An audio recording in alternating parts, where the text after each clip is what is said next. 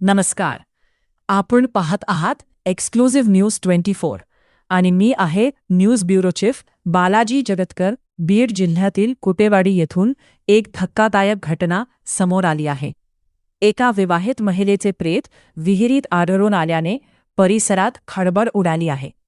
विशेष म्हणजे मृत महिलेच्या डोक्यात खोलवर जखम असल्याचा दावा नातेवाईकांनी केला असून हा अपघाती मृत्यू नसून घातपात असल्याचा संशय व्यक्त करण्यात येत आहे. मिळालेल्या माहितीनुसार कुटेवाडी येथील विवाहित महिलेचा मृतदेह गावातील विहिरीत आढळून आला. घटनेची माहिती मिळताच परिसरात एकच खळबळ उडाली. मृत महिलेच्या नातेवाईकांनी या मृत्यूबाबत संशय व्यक्त करत सासरच्या मंडळींवर गंभीर आरोप केले आहेत.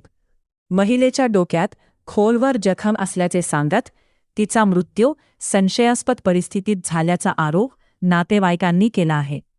या प्रकरणी संबंधितांवर गुन्हा दाखल करून सखोल चौकशी करण्यात यावी या मागणीसाठी नातेवाईकांनी बीड येथील पोलीस अधीक्षक कार्यालयात धाव घेतली. नातेवाईकांनी दोषीवर कठोर कारवाई करण्याची मागणी केली असून न्याय न मिळाल्यास आंदोलनाचा इशाराही दिला आहे.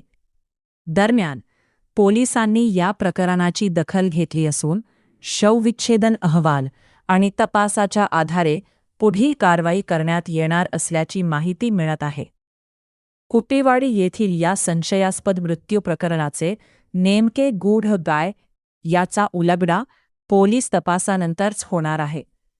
या प्रकरणातील प्रत्येक घडामोडीवर एक्सक्लुझिव्ह न्यूज 24चे लक्ष राहणार आहे.